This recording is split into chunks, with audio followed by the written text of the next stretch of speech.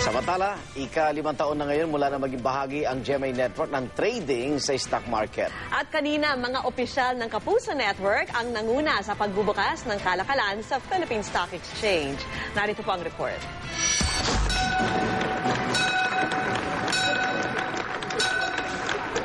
Pinangunahan ni GMA Network Chairman at CEO Felipe L. Gozon ang pagbubukas ng trading sa Philippine Stock Exchange ngayong araw. Bilang bahagi ng selebrasyon ng ika-5 anibersaryo ng pagiging bahagi ng GMA sa stock market trading.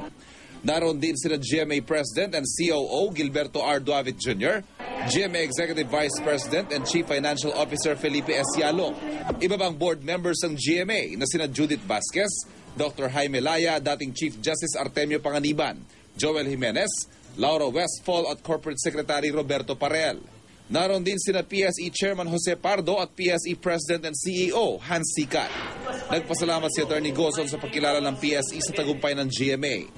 Kaugnay naman ang negosasyon sa kampo ni Manny Pangilinan tungkol sa alok niyang bilhin ng network, sinabi ni Attorney Gozon na wait and see pa ang sitwasyon. Pero kung wala pa raw mapagkakasunduan ngayong taon, ay posibleng hindi na ito matuloy. The issues to be resolved, because if there were none, then we would have signed yesterday. If we cannot conclude anything within the year, we will not be able to conclude anything. We are ready, prepared, and willing to continue running the station we've been doing for in my case, for the past 12 years. Bukod sa pagtaas ng list price ito sa merkado, sinabi naman ni Duavit na nananatili pa ring number 1 sa nationwide ratings ng GMA at inaasahan niyang tataas pa ito.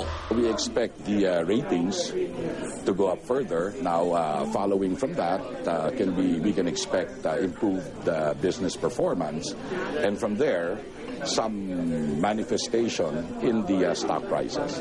Para sa saksi, Ivan Mayrina, nag-uulat.